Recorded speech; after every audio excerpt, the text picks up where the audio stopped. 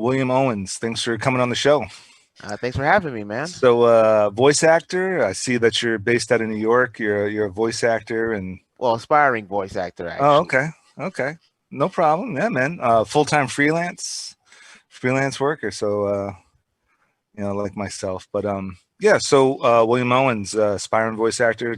Tell me a little bit about yourself, what you do, and what you've been up to. So, my name is William Owens, and like I said, I'm an aspiring voice actor. I've been training for this thing for about since 2011. It's been a while. I haven't really gotten anything special. I have gotten a couple of different things. Like, there was this one time I voiced a mask guy, but for some reason it never got back to me. And recently I realized I had an IMDb for about 5 years. I just found out like this year. Yep. Yeah, it was for an audio drama for a gender swap of Supernatural, if you know that show. Hmm. Yeah, I was one of the characters. And they called me back for another minor role, but that's been up there for 5 years. And then I got another role for web animation. It just released. It's called what's it called again? I think it's called Total Warriors. Okay. Total Warriors Alpha Squad. I, It was 6 episode. okay. Yeah, that's awesome. So was that voice work or was Yeah, it screen work? it was voice work actually. Awesome. Awesome, man. Yeah. It's funny you mentioned you. I think my IMDb, someone started one for like I AD'd. I was first AD on a picture, early 2000s or maybe mid 2000s or something like that. And I guess when someone uploaded that film, when someone created that IMDb page for that film, they added me, and they essentially created it. And ever since then, I had to, you got to pay to add on to it and continue to build your IMDb. Yeah, that's true. Yeah, but yeah, like that's pretty much, yeah. One day, someone else for some reason looked me up and said, "Hey, you're on IMDb. That's cool." And I had no idea I was on IMDb. So yeah, but yeah, man, that's awesome. That's awesome. So, I mean, it doesn't sound like you're aspiring. It sounds like you've been doing it. Well, like I said, I've been practicing for about 10 years since 2011. Well, at least almost 10 years since 2011. So I've gotten to practice and I've gotten all the motions down. Right now it's just relocating somewhere where I can actually get more work. But right now with the current pandemic, it's hard. And even though I'm in New York, there's not enough to actually, make a living, at least the what I want to do. So my choice is either to go to Texas for more anime voice work or California for everything else. Mm-hmm. Like when it does come to New York, I try to hop on that as quick as possible. But so far, opportunities have not come my way all that often. Well, as far as relocating, but if say that you're focusing on voice acting, do you have to relocate, or can't you work remote?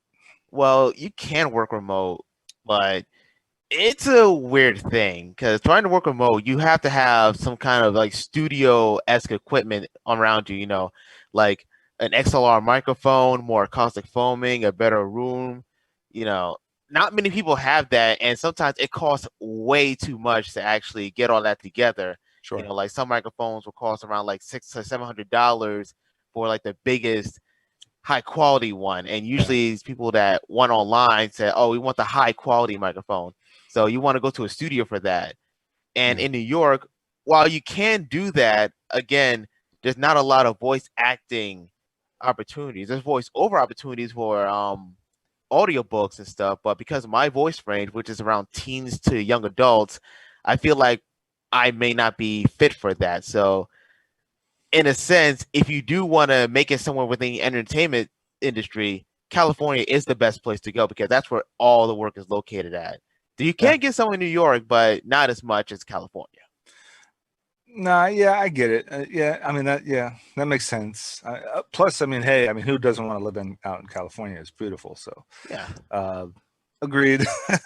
I mean, you got to do the best. You got to make the best decisions for you and for your career, and yeah, like I mean, we can touch upon a little bit more, and you touched upon a little bit, especially COVID right now in quarantine.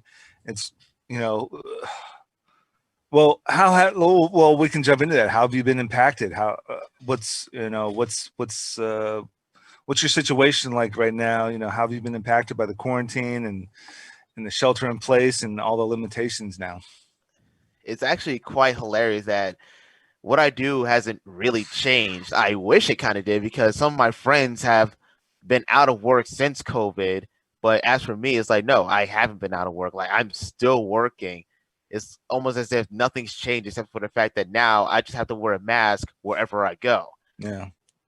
But now but I honestly felt like at some point we all got sick of COVID because earlier on this year, I lost my ability to taste food for like 2 weeks, and then I magically recovered. So I felt like, oh, well, I guess that was the coronavirus. I just didn't know because there's more symptoms coming in as we go along. Oh I felt yeah. like that was it.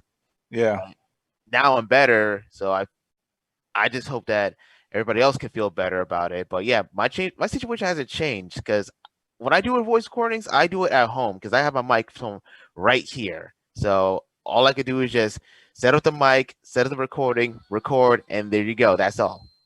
Yeah. Yeah, exactly. Yeah. So, I mean, it's good to hear, you know, artists like yourself that are able to telework and remote work and have that workaround and be able to still be creative, still be productive. You know, hopefully, like working, maybe not working as much as we used to, but still working, still thriving.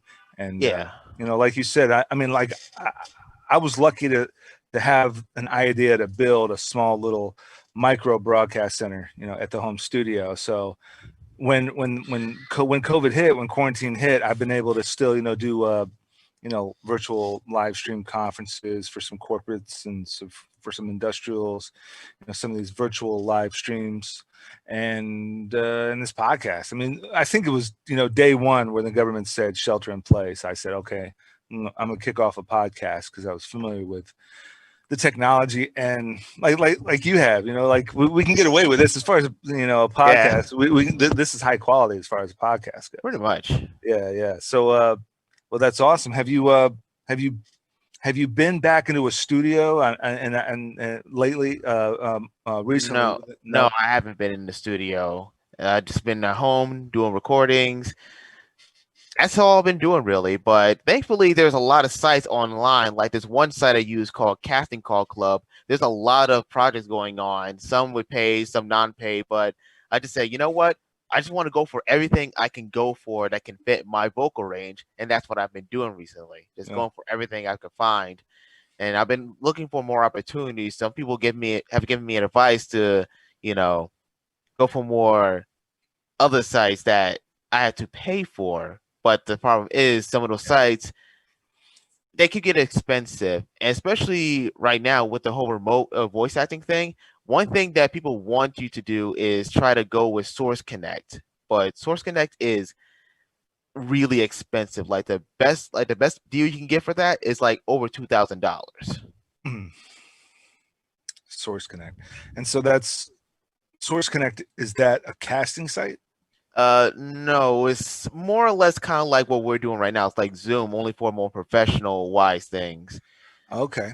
Yeah, everything. Yeah, if you're gonna do voiceover from like home, that's one thing everybody says invest in Source Connect. Like even if you get a good microphone and a good studio, Source Connect is something that you ultimately will have to get if you're gonna do everything from home. Okay. Well, that's a good thing to know. That's take note of Source Connect. Yeah, I mean, I've been dabbling in a number of different things. Just recently, I installed the Unreal Engine. I'm trying to experiment with Unreal and maybe dabble in some sort of CGI animation.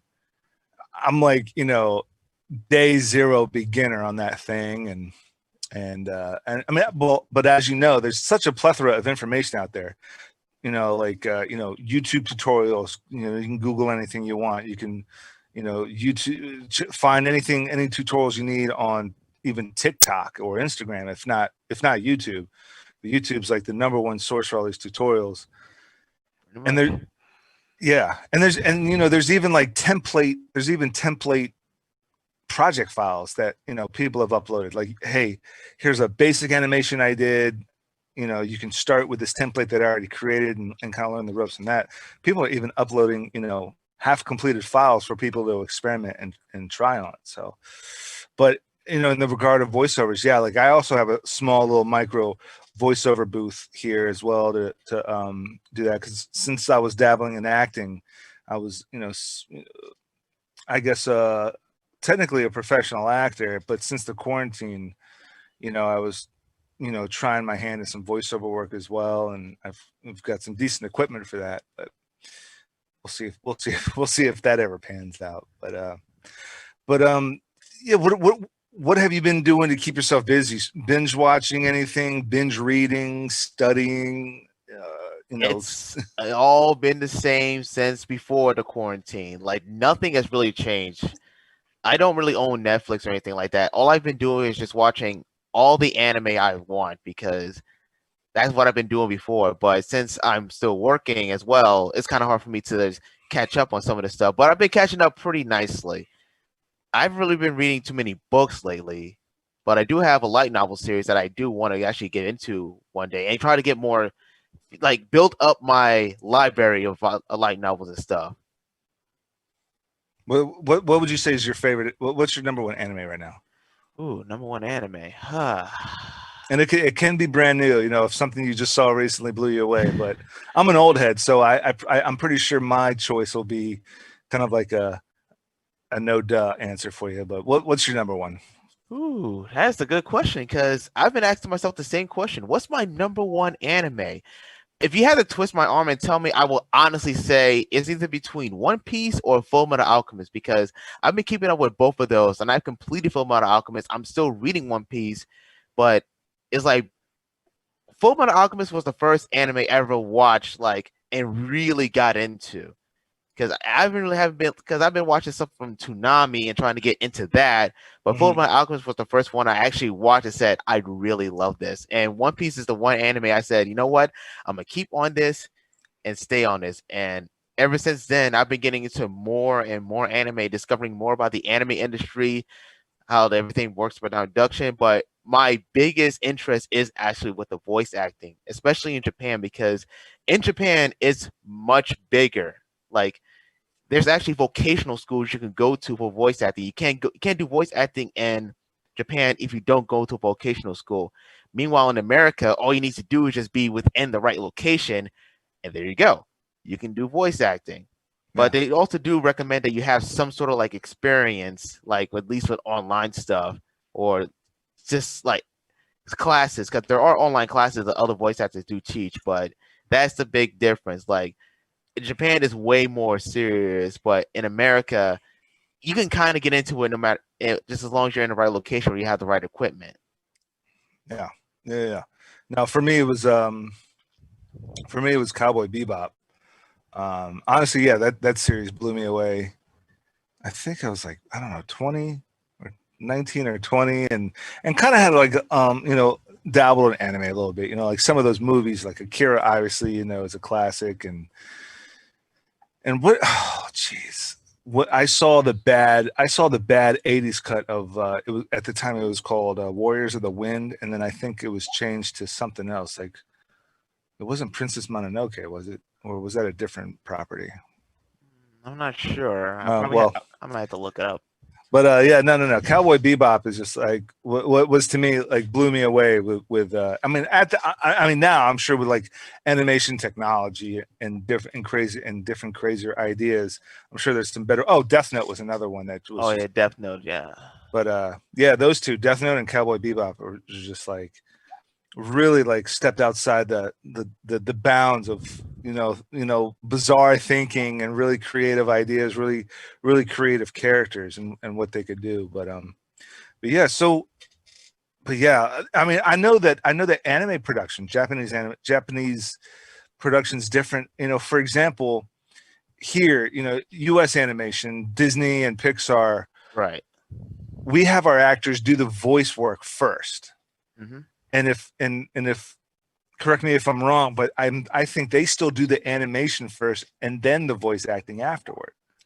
Well, yeah, in America, but in Japan, it's actually the same as Disney and Pixar. Because if you actually see in the booth, they're actually all gathered in one room with the like 3 or 4 multiple microphones in the same room, and when it's their turn to speak, they'll stand up and speak, and it's like cuts of rough edges, like rough cuts. They'll just do the voices, and those who aren't recording will just sit down and just wait for their line to come up. And when the line comes up, or they know it's about to come up, they can stand up and go to the mic and speak. And usually all done, like I said, within one room. And they need to do like single cuts saying, "Oh, we want you to do this line again," or "We felt like this one wasn't good enough," or whatever. They'll call you back and do that.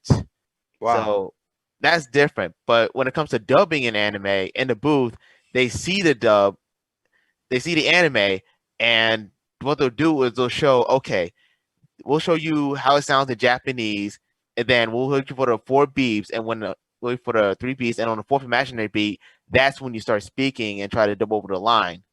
So you already got the animation there. It's just dubbing over how it sounds and trying to get to that in the direction. Okay, so that makes more sense.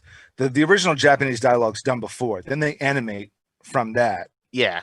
But then of course the dubbing's done after it came out in Japan and it was a hit, and then like, okay, US dub, US release, right? Yeah, but not every anime actually gets a dub. There's some that don't get dubs, and it's usually for various reasons, either because their cost, the dubbing itself is like too difficult, and it's like some people wonder why there's no dub, and I'm telling you, there's various reasons why they don't get it. You just got to look into it, and those are usually like some of the more common ones. Yeah, no, and also probably the director just doesn't want to do it. Is that an issue, or is the studio like, oh hell no, if it's a hit and we're gonna make money off of dubbing it, they're just gonna dub it anyway? I mean, there are times where sometimes a dub just doesn't happen because the content of it is just too crazy.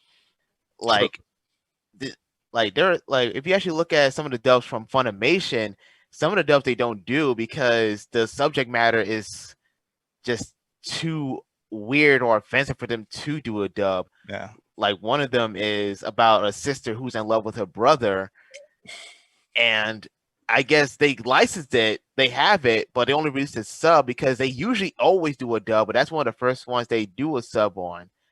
And that's the only way you can watch it is by sub. They don't do a dub. Yeah. And like I said, the matter is just too weird. And then there's another one called Kirino Mosaic, but that's by Sentai.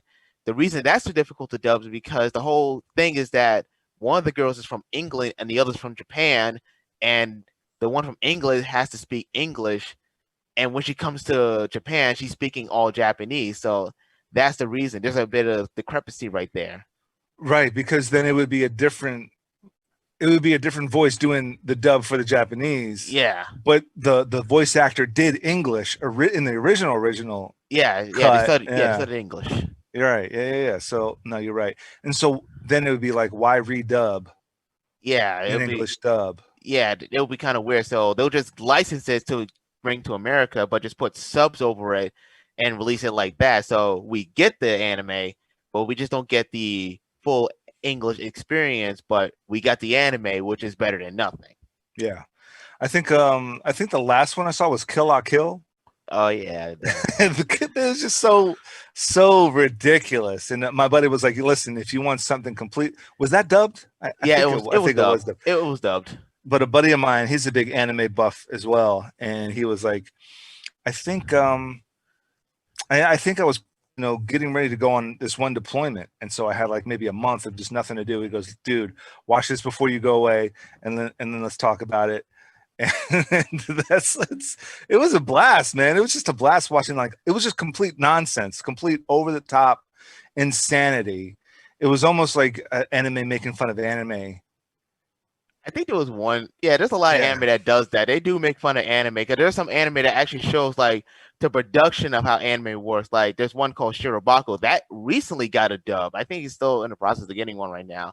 But it's showing like all the different parts of the anime industry, like the producer, the animators, and some of the minor voice actors, and how the pay can go from, you're just starting out to you're A-listed. Yeah. Yeah, it's a different kind of thing like that. But if you want something, but I know that anime. It's from I think it was from Gangax. I think they went to Studio Trigger. I forgot it was before or after, but there was another anime they did that has a dub that the Japanese actually told Funimation, here, we want you to teach us how to say a lot of the stuff. Because the idea actually came when we were drunk, and the name itself is like, yeah, it's weird. It's called Panty and Stocking. Panty and Stocking. Yeah, Okay. Panty and Stocking. If you ever get a chance to watch that, it's 12 episodes, but it's a trip for both the English dub and the Japanese dub. Like, it's a trip. It's by Funimation. It's 12 episodes, but the ending, I'm not going to reveal it, but everybody knows the ending, and you'll probably wonder what, why, how, what's going on. You guys were drunk when you did this. Yeah. Well, and then there was another one. The same buddy I'm talking about showed me this one scene where it was about like psychics or telekinetics battling each other, and they could only battle each other through their psychic abilities. And one guy was psychotic. He wasn't psychic. He was psychotic, and he kept lying about being psychic. But every time he would try to, attack, do like his psychic, he claimed to be a psychic attack. He called it like a superhuman punch, and he just like punched the one guy. It was this one scene that he showed me, and it was so funny. But now, of course, I think I know what you're talking about. If I'm correct, it's probably Mob Psycho 100. Yes. Okay. Yeah. What was it? Mob Psycho 100. There's 2 seasons. Mob Psycho. Yeah, Mob Psycho 100. That was it. Mob Psycho 100. He showed me the one scene where like the dude just like calls out his punches or something. The way it played out, it was just so funny. It's so hilarious. Like I was into, like when I was a kid, the big thing for me was Robotech and Voltron. Right.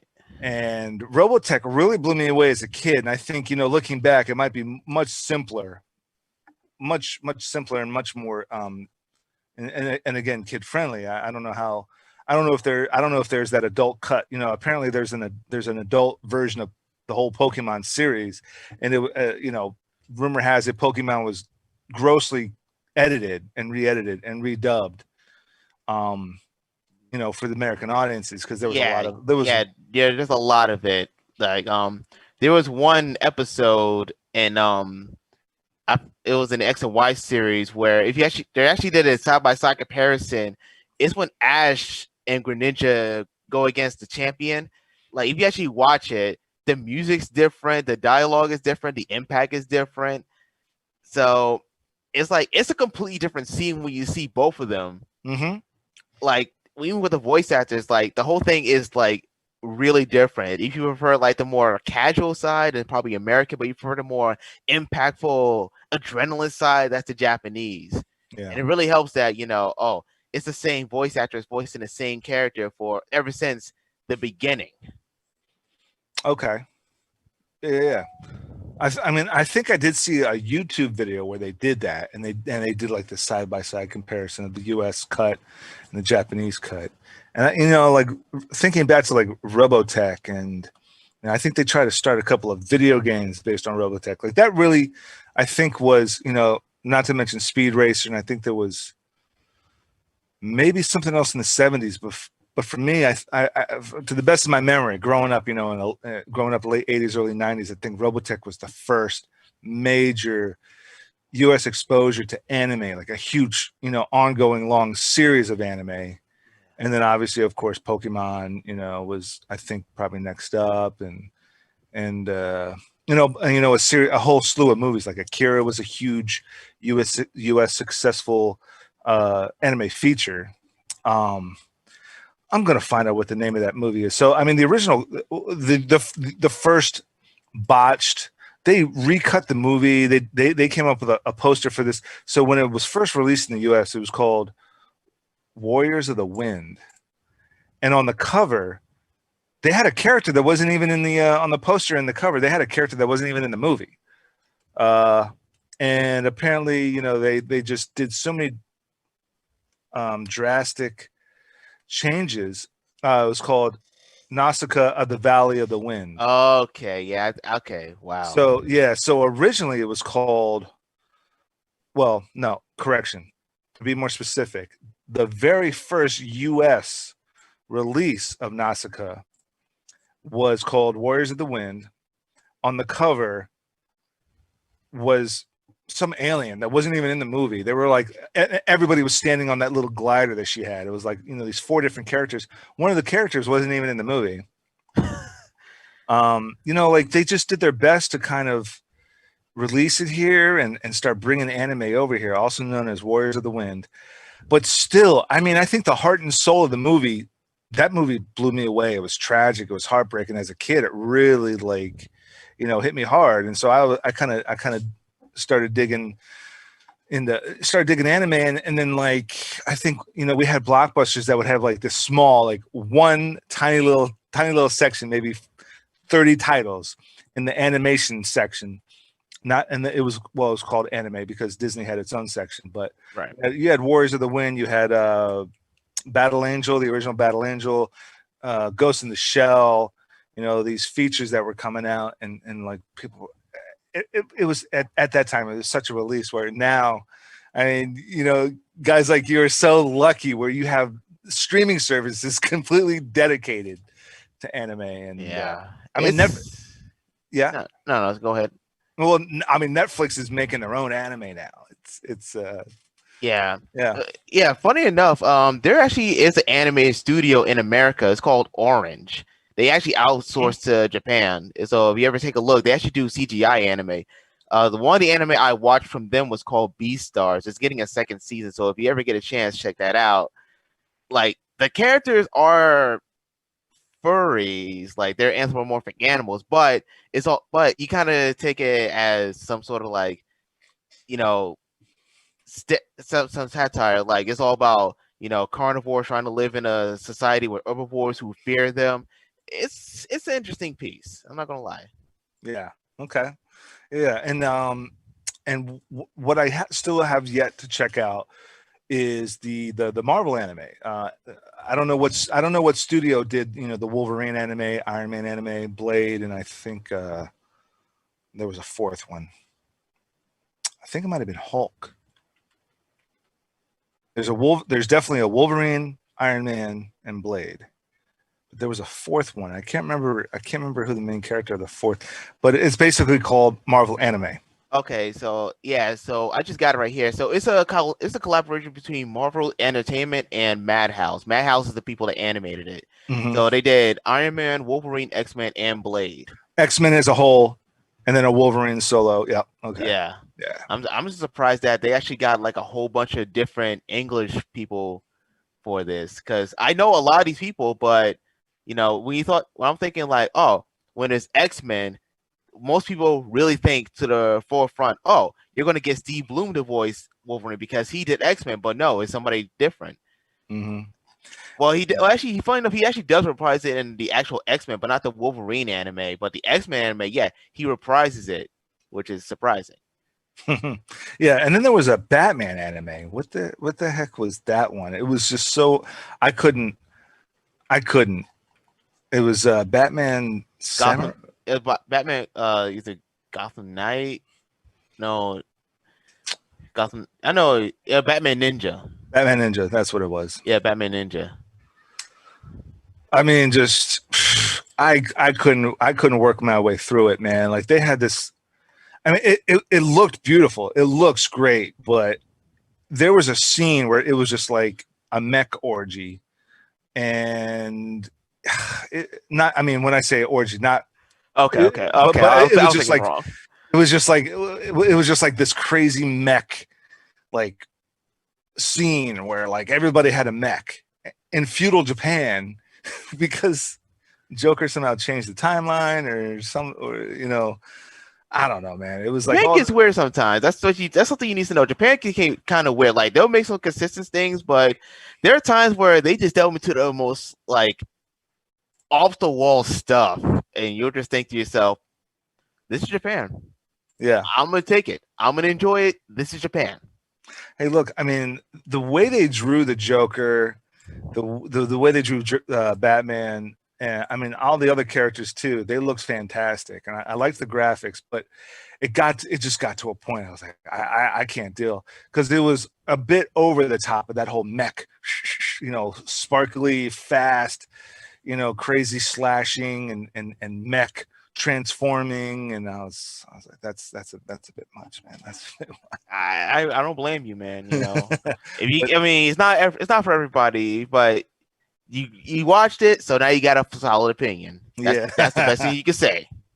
yeah. I mean, I've never turned a movie off halfway through, and I that was, there's been a couple. There's been like 3 or 4 movies I just turned off halfway through, never went back, and that was one of them. And I mean, I'm a big superhero, Batman, big DC and Marvel guy, and I mean, I have yet to like actually sit down and watch the Marvel anime, but I have faith in those. I have more faith in those because Marvel really hasn't biffed it in a while. They haven't botched anything really, except for, I guess, Fox's Fantastic Four just recently. right. But yeah, I mean, that's really my thing. Is like everything DC and anime, everything DC and Marvel. Right. The animated universe, the DC animated universe is pretty awesome. The Arrowverse, and then you got the Marvel Cinematic Universe is just, it's like, Yeah. that's the number one. It's just a Goliath that's not going to stop for a while. Nah, it won't. But it's still. But hey, I think the last one I seen from the Marvel Universe was Venom, and that was with a good friend of mine. But I've really been keeping up with the movies, and now I kind of can't right now. But whenever I get the chance, I'll try to watch all the others. Especially Black Panther. Like, that's one thing I really want to try to see at some point. Yeah, no, Black Panther was epic. And I mean, again, it's just, all these individual movies just all tie into like this gargantuous, film, after was it Iron Man 3 and then Thor 3 and then Captain America 3 and then Black Panther and Captain Marvel. And then it's just like, a big Marvel conglomerate, anthology ensemble cast film like Infinity War and Endgame. But yeah, I mean, we kind of touched upon it, but what's next on the agenda? What's the next set of goals or next on the agenda for William Owens? Simply just to continue the voice acting. That's really all I've been thinking about, just getting more voice work. I'm actually thinking of trying to get back into drawing because I do draw a few times, but it's really just getting some mojo back into that. But also, again, continue the voice acting because that's something I really, really want to get done. Nice. And it's been fun. Yeah, man. I mean, absolutely.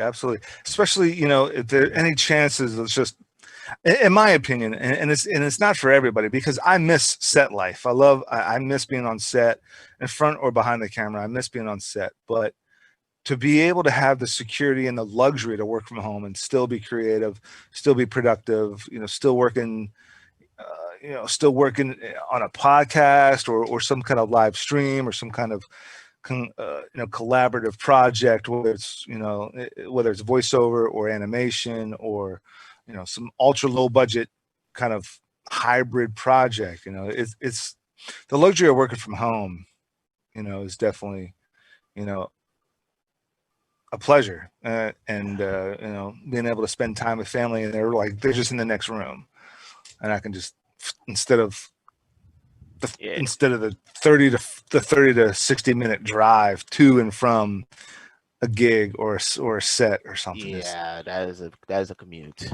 Yeah, and even now, I mean, the traffic's not that bad anymore. A lot of people just still ain't driving, and I find it, very rarely am I stuck in traffic in the last 6 months. So, but yeah, man, what's your view of the new normal? Like the new normal as in? Well, we can start with production, voiceover work, audio, video. Well, it's something that I probably would have to eventually get used to and invest in at some point, because if I am to work from home, if something like this happens again, which I hope it doesn't, at least I have the equipment and the programs to say, hey, I'm working from home. Just call me when you need me and I'll give you my work and we'll be done. Yeah. Yeah. Again, that's exactly what it is that I'm looking forward to is kind of making this a semi-normal, for me anyway, making this a semi-normal thing and somehow getting my hands on bigger projects and getting getting myself a bigger audience and being able to you know, like with this show, or you know, with some other projects, getting a bigger audience and yeah, working from home, you know, doing my own projects, you know, writing scripts, selling them. Maybe somebody else can make them, or maybe I've been trying to trying to dabble a little bit in like motion comics, you know, and definitely, I'm glad I have your information. Where I'm definitely going to come to you for, you know, some voiceover work in the near future, because you have a great sound. I love your sound. Thanks.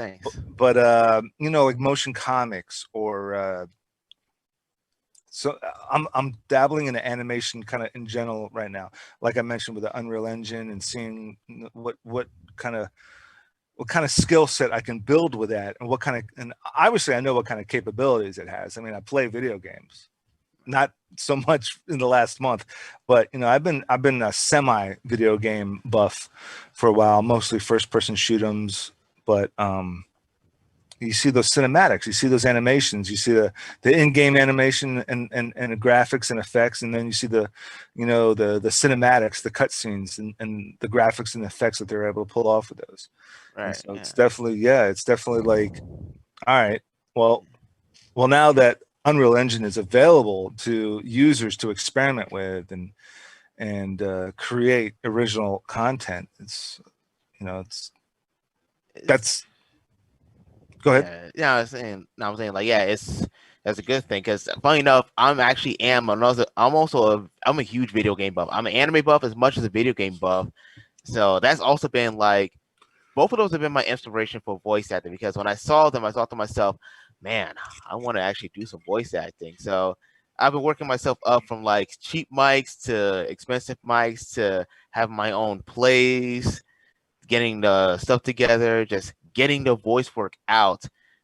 And I've been doing this again since 2011. So it's been a journey for me, but I like where I am right now. It's just now getting my foot into the door to start getting more work. Yeah, no, and I wish I had the something to show you, because so what I was able to do, and I used this for a while. I took I took a big cardboard box and lined the inside with the same exact foam that you would see in these, you know, $10,000, $20,000 studios. You know that you know the foam walls that have those points. You know, like they div it in, they div it out. They kind of look like egg cartons, but it's like that dark gray foam. Yeah. So you take sections of that and you line that in the inside of the box and on the bottom of the box, and then you poke a hole in the bottom of the box. You put the mic in that, and I wish I had an example to show you. Oh, I think I do have something like that, actually. It's not exactly. So yeah, not something like that, but you know, I have something like that. That's it. That's all you need. That's all you need. That's what for recording. Yeah, exactly. And that's it. And you just, you know, you kind of stick your face in the box. Yeah, but you also need a pop filter, you know. That too. Yep. Of course. Pop filter. And yeah, but I mean, you don't really need. There's always a workaround. There's always there's always a workaround. That's what I've been doing. Like once I got the foam and the pop filter and everything, that's what I've been pretty much doing. And I always test myself, you know, testing, getting multiple takes. But it's been working for me. And usually the only reason I don't get a role is because there's other people who do get it. And it's like, well, all I can do is just bring what I got to the table. Yep. And if they don't, and that's not what they want, then it's like, oh well, try another one. Yeah, absolutely. No, I mean, as far as acting goes, you know, I've you know, I've nailed auditions. I've booked gigs off of auditions just as many times as I didn't get the gig off the audition. And a lot of times they're going to just give you this broad number. We're looking for an age range 15 to 25. I'm sure you fall into that. Some other guy just sounded specifically with this one casting director or this one director. When his sound, it doesn't mean you sucked at all. It just, he had that specific range voice. that range that they were looking for, because you have no idea what they're going to look for. That's the That's the idea. Listen, when they're prepping this film, they had a voice. They probably thought specifically, we want a voice that sounds exactly like Christopher Walken. Yeah. And so, but okay, so but they don't want they probably won't write that down. They're gonna just say we're looking for a voice actor with the range of 40 to 70. But some guy sounded just so close to Christopher Walken. It doesn't mean the other guy sucked. It's just they were like, oh, he sounds exactly like this one kind of actor that I was picturing in my head doing it if we had done it this way, but we're doing it, but we're doing this as an animation with voiceover actors, but he sounds just like when I was first writing this 20 years ago, I had this in mind, and he sounds just like that. And it doesn't mean Williams isn't good. It doesn't mean Nelson isn't good. It just means this guy just had that specific pitch, tone, elevation to his voice, specific to like, and so that's what I go in when I go into an audition. I'm so relaxed because I go into auditions just kind of expecting to not get it. Yeah. Listen, I mean, they put out a casting notice, right? They want a cop somewhere between 30 and 50, open ethnicity. Yeah. Like, okay, this person, for whatever reason, they're putting out the casting notice to be open ethnicity because they want to see a whole bunch of different options. But at the very end of the day, that guy's got a very specific, or that girl that's casting it or directing it has a very specific idea in their head for what they want. Yeah. And someone might be so damn good that they change their mind. But someone might be really good that just hit what they had in mind, and they see me and they're like, man, he was good, but he just wasn't exactly what we wanted. Yeah. It doesn't mean I sucked. Yeah. You know what I mean? And listen, I go in there just thinking I'm not going to get it because, and also at the end of the day, if I'm going into an audition, I didn't have anything else going on anyway. I didn't have a gig. Yeah. I didn't have a crew gig. I didn't have an acting gig. I didn't have a virtual live streaming gig. I had nothing going on that day. So I might as well go in and just be super relaxed. Of course, I'm going to know the lines that if they send me sides before the audition to memorize, I'm gonna go in there and I'm going to do it. I'm going to be great. I'll do when I say great, I mean, I'm going to do the best I can, but I'm going to be relaxed. I'm probably not going to get this.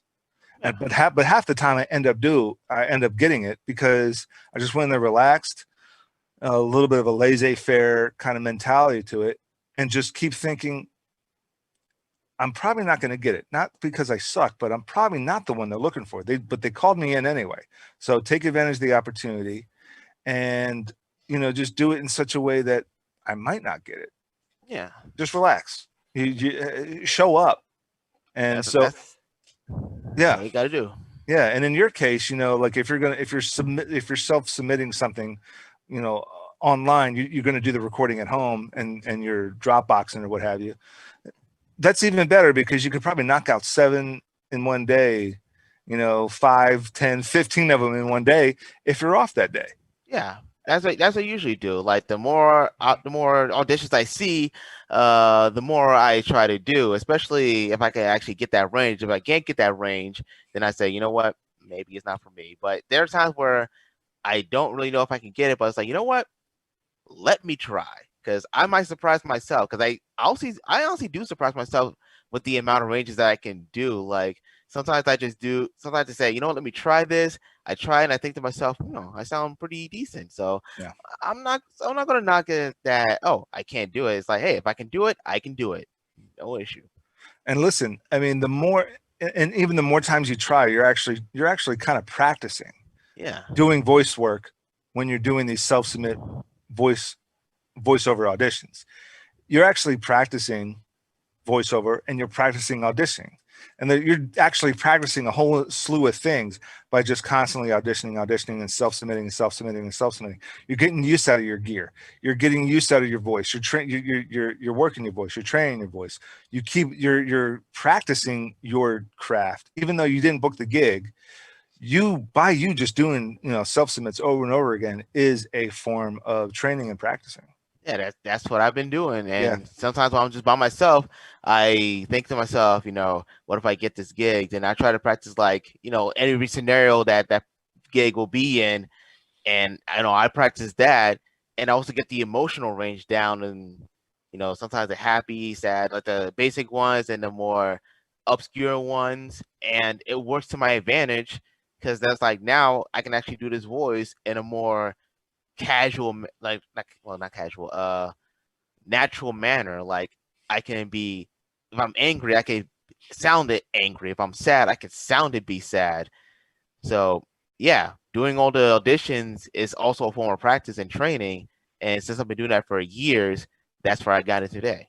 Yeah, absolutely, absolutely.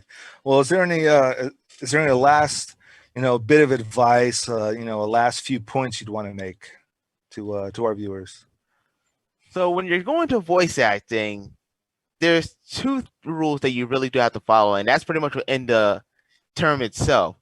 First, the voice. The more voices you do, the more opportunities you can get because, you know, your range is now massively improved. So you have more vocal range. But then when it comes to the acting, it doesn't matter how many voices you do. If you can't act, it doesn't matter. Yeah. So make sure you get the acting down before you get the voices down, because if you can't act to save your life, then forget everything. Forget doing voices. Like anybody could do a funny voice. Even you could do a funny voice. But if you can't act in that funny voice, it doesn't matter. Right. No, no, and that's great advice. Due to my military experience, I pretty much use that as my acting school, and I pretty much just submit to detective this, officer that, sergeant this, lieutenant that, arm military and law enforcement roles, because I know I can act within that kind of lane of characters. I know where my strengths lie, and so 10 years military. Is basically my acting school. With the exception, like drama club in high school, I have a film degree, so I did work with, acting students when we were doing some projects. So, and I've seen what it takes for actors to, get into this character, get into that character, delve into this, delve into that, and I get it. I know a little bit of, method acting and acting, but like you said, it's if you can't act, and for me it's much simpler than that, because having so much experience behind the camera, I know what sound guys looking for, I know what a DP is looking for, I know what a director's looking for, and essentially, generally. And so as far as the technical stuff of hitting my marks, just showing up on time, but then when you're on set, like hair, makeup, wardrobe, sometimes the patience to sit around for hours and then be pulled on set. You're probably in front of the camera for an hour, and then you're going to go sit around for 2-3 hours waiting in the green room or what have you. That kind of patience. Right. But hitting your marks, how to work with props and this and that and the other thing. But for me, it's for as far as acting goes, it's generally know your lines, being comfortable in front of the camera, and connect to the character, and that's it. And so I have kind of I played a stepfather here. I played an Islamophobic bouncer that wouldn't let a girl with a hijab come into a bar, and I knew guys like that, to where you know I pretty much mocked them in order to connect to that character. But most times it's law enforcement and military roles, so I can connect to that. I have experience being law enforcement and military, and it's just memorize your lines, and with a lot of experience just on set in general.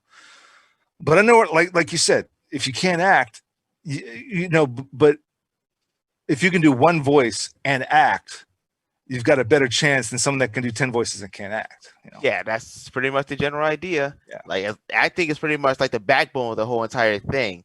Mm-hmm. If you can't get the backbone, everything else will just fall apart. Yeah. Yeah. I mean, there's voiceover artists and then there's voice actors. Yeah.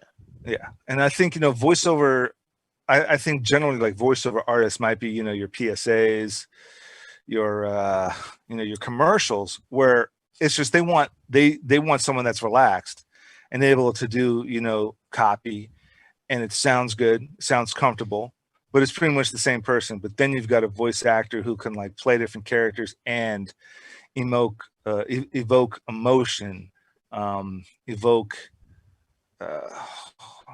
emotion. Yeah. So emotion and the ability to be convincing with the character. convincing, yeah, exactly, convincing with the character, yeah, absolutely. Well, are there any last are there any socials, links, plugs you want to put out there for people to check out? Yes, you can check out my Twitter at ZenkudoVO, and I also have a site at zenkudovo.wixsite.com/home. You can check out there my voice samples and my demo reels, so you can see everything. And there's also my contact at WilliamOwensVO@gmail.com if you want to book me for different projects. Awesome. Awesome. William Owens, I can't thank you enough for coming on. It was great chatting with you. And, you know, I learned a lot and definitely jotted down some anime and a list of a few anime I got to catch up on. And I'm glad you reminded me of what my other buddy was telling me about. But yeah, maybe a little bit of anime to check out during Hey this man, anytime. You need some anime, then come to me. I'm always watching the newest season of anime. I'm always trying to get some of the new stuff. So whenever you need something, you need some more anime to watch, I got you. Awesome, man, awesome. William, I can't thank you enough for coming on. Now, quick plug on my end. Landon's Mafia is a GoFundMe for a good buddy of mine, Landon August Koya. I think he's a young kid. He's in his third remission of sarcoma NOS, which is a form of leukemia, I believe. Oh. And so links in the description to William's links, and a link in the description to Landon's GoFundMe. You can buy a shirt like this. Proceeds go to Landon's pediatric care for his pediatric cancer center. And again, William, can't thank you enough for coming on. It was a great blast. You got a hell of a voice. It was very calming and yet exciting just chatting with you, because you definitely have a voice for that. Thank you. I try. I do. Yeah. Try. I might have to have you do some voiceover work for like an intro to this show if I'm going to do that. And I'll try my best, man. I'll try my best. Awesome. Well, to my viewers, I hope I've earned the privilege of your time and viewership. I know my guest William has. And until then, you know what to do. All right. Later.